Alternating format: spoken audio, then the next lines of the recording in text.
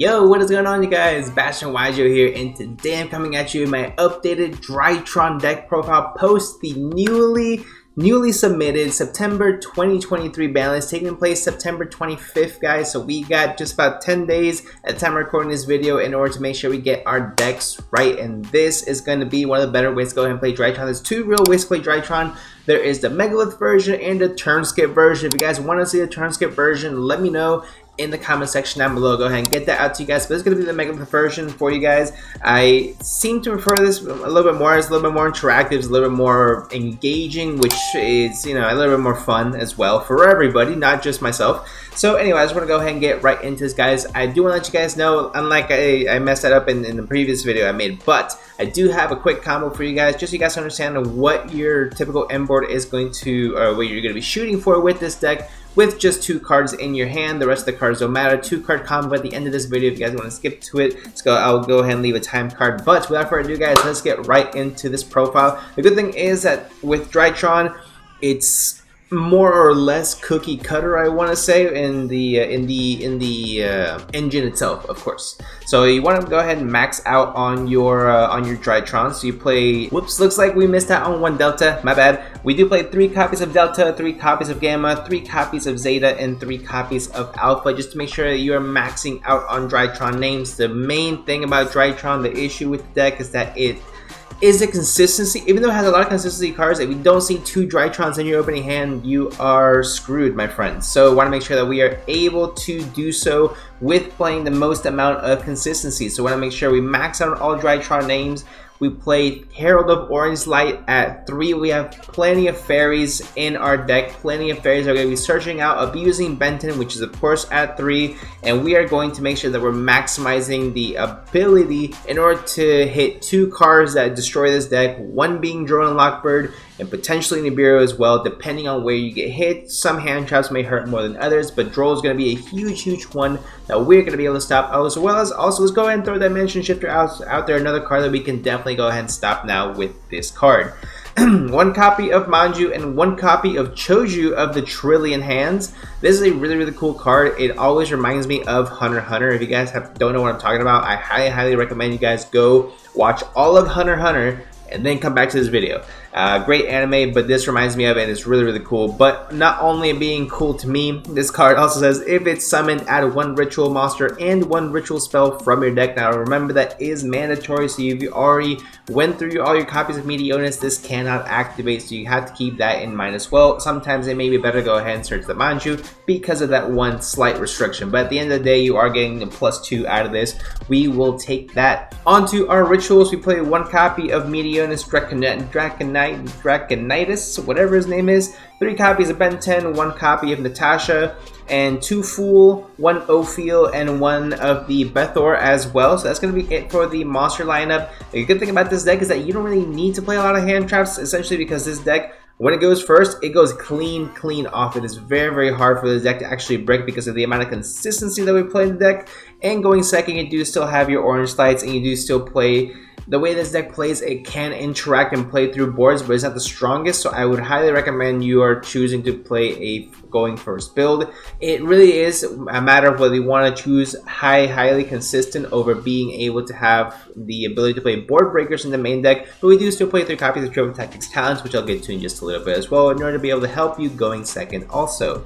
For these spells, we play 1 copy of Drytron Fafnir, 2 copies of Meteoris Drytron. I know some individuals were playing this at 1 back in the day, but DD Crow is still a card you have to watch out for in the event this gets banished, or someone still wants to play Kashtira, and they summon the Rise Heart. Not all Rise Heart, since that is completely banned, but Rise Heart. They hit this off it, and you are screwed, my friends. So you want to make sure you play this at 2. Just make sure you have that additional copy just in case. Also, it does come up during the combo, so you are going to want to play 2. 3 copies of Drytron Nova, 1 Foolish Burial, 1 Called by the Grave, of course. You got to play 3 copies of Triple Tactics Talents, 3 copies of a really spicy tech that I saw in a few profiles, Jack in the Hand, which is really good for this deck. Reveal 3 level 1 monsters with different names from your deck. Your opponent adds 1 to their hand, which is perfectly fine because very few people are actually playing Drytron, so the mirror match is like impossible. And then you add 1 to your hand and shuffle a 3rd into your deck. So you're pretty much giving your opponent a free card which really only comes up for them, is a Drytron card. So there's really not much they can do with it unless they need discard fodder, which again is not something that's going to come up very often. Let's be very real here, guys. So you give one to them, they can't do anything with it, and then you go ahead and choose whichever other one they did not choose. So it gives you immediate access to that additional Drytron monster you need in your hand. I really like this card, and you play at 3 because you need to see this card. Also, along with consistency, 3 copies of Cyber Emergency. Self-explanatory, searches a light machine monster that cannot be normal summon or set. None of these can be normal summon or set, so you are good to go, my friend. Now, that is a 43 card main deck. That's one thing I do like about Drytron, is that is one of those decks that can play a little bit more than 40 cards. You can go ahead and pack it with a lot of heat, a lot of gas for you guys. So this deck is going clean off each and every single time. Almost guaranteed. Now for the extra deck, we do play 1 copy of Linkuriboh, 1 copy of Linguriboh in case some nonsense happens. Ibly logs, you want to go ahead and play around it. We play 1 copy of Herald of the Mirage Lights, 1 copy of IP. Of course, the Nightmare package with the Phoenix and the Unicorn. Play Apollousa, of course, to go ahead and end on this guy, or to make it during your opponent's turn, whichever. You play your Axis Kotoka for OTKs, and Underworld Goddess because you are easily going to be spamming a whole bunch of monsters onto the field. And if for some reason you get to go ahead and get rid of multiple Ben 10s to summon this girl out, you are good to go, plussing all the way to the bank. Now for the XCs, you play 1 copy of Assembled Nightingale, 2 copies of the Mu Beta Fafnir, which is a immediate Foolish for a Drytron card on summon, which helps you a ton in this deck. 1 copy of the Dino Magician with 1 copy of Zeus. I was considering playing 2, but realistically, Cashier is not really going to be that big of a threat anymore. With Arise Heart, getting banned, I thought that they would hit it a lot more, honestly. But realistically, the deck is still very much playable. But it is going to see a lot less success in competitive format without the Arise Heart. Anyway, and the last card we do play in the extra deck, guys, is going to be 1 copy of Beatrice, Lady of the Eternal. You guys go ahead and make this with 2 Ben 10s. You can make this with the Choju and then a Ben 10. Both are level 6. There's a few different ways to go ahead and make this guy. Well, actually, no, those are the only 2 ways. But still, Beatrice is a really good card. Just be able to get your materials that you need into the graveyard is going to be essentially super clutch.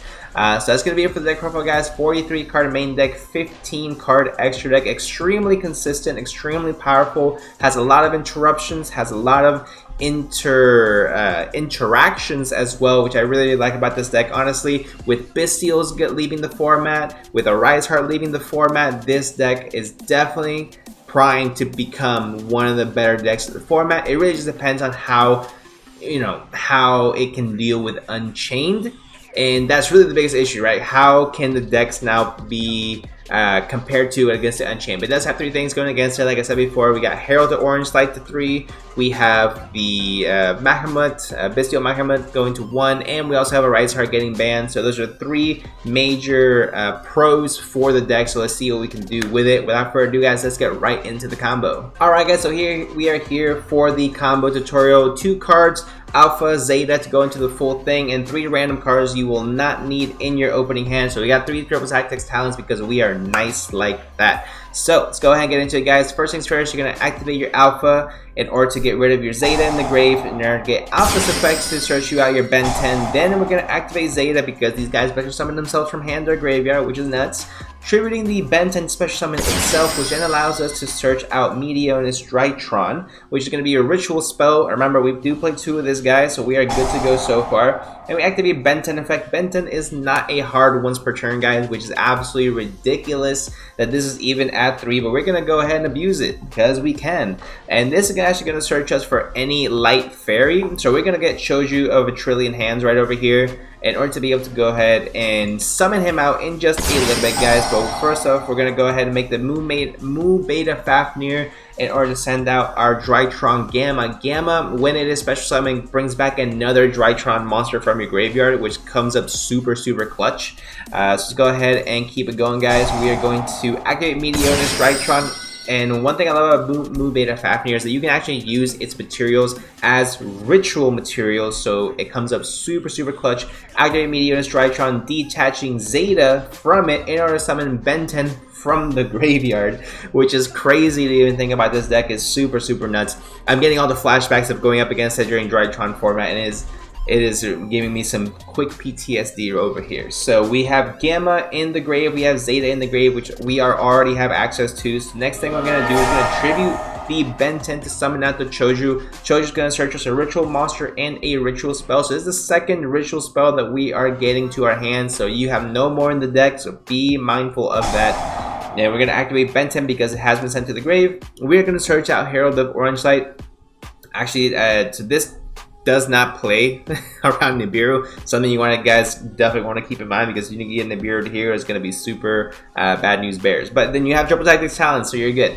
Anyway, so you have Herald of Orange Light in your hand. We're going to be searching out the Megalith Fool along with the Meteorus Drytron again from your decks. So you have Fool, you have Drytron, Meteorus, and you have Herald of Orange Light. So right now you can't negate absolutely anything, but we are going to keep it going, guys. We're going to activate the Meteorus Drytron to summon out the Fool by using the other material we had here, which was Alpha, activating Fool's effect as well as the Ben 10. So we are going to go ahead and go clean off from here. So no, Ben 10 is going to get added to the hand, sorry, because of Fool's effect. And then we're going to go ahead and activate Fool's effect, triggering the Ben 10 to summon out the Ophiel. And then we are going to go ahead and activate Ophiel, Chainlink 1, and Ben 10, Chainlink 2, Ben 10, search Ben 10, which of course. And then Ophiel is going to go ahead and get us another Fool to our hands. So already right here, guys, what I'm seeing is we have the potential to just go clean off on our opponents. Again, pending the fact that we don't get Nibiru here or Drolled. I mean, we would have gotten Drolled forever ago. But we do have Herald of Orange Light, so in the event some crazy shenanigans happens, we can go ahead and tribute out the Ben 10, and we should be good to go from there. And we do still have Triple Tactics Talents in our hand. So we are going to make the IP. We're going to tribute out the Ben 10 to get the Gamma. Gamma's going to special summon out Zeta as well, which then we get the Ben 10 effect again for like the 5th time this turn already. And then we're going to go ahead and search out the Natasha for a follow-up or following turn. Meteor is going to be able to come back, and then we are going to use those two, the Gamma and the Zeta that we brought back, in order to summon out Herald of Mirage Lights. We have 1, 2, 3, 4, 5, 6, 7 cards in hand right now, but we are not done. We're going to ritual summon again. We're going to summon another copy of Cyber Angel Ben 10 because the Moo Beta Fafnir has served its purpose, so there's no longer a need for it anymore. And what we have here, guys, we have our end board. So as far as the end board is concerned, we have Interruption here, Interruption here, Interruption here. So Fool can actually go ahead and tribute out the Ben 10 to go ahead and summon out the Bethamer from the deck, and for another interruption, Ben 10 gets you another search, which then you can go ahead and use Herald of Orange Light to negate. You have the Herald of Mirage Lights, another interruption. You have IP Masquerade, which can go into Appaloosa. You can go into Nightmare Phoenix, and go into Nightmare Unicorn. You can go into whatever you want from your extra deck as well. You also have 4 cards on the field, so if your opponent summons something that is absolutely just, you cannot deal with it, you go ahead and summon out Underworld Goddess, and you are good to go from there, guys. This is what the deck can really do when it is used appropriately. Now, there's just one combo, guys. If you guys want to see additional combos, let me know in the comment section down below, and I'll go ahead and bring it out to you guys. Drytron is in, again, a very good position to become one of the best decks of the format again, so we will see. We'll have to wait and see what happens of it. But without further ado, guys, let me know what you guys think in the comment section down below. Make sure you guys leave a like and subscribe, and I'll see you guys in the next one.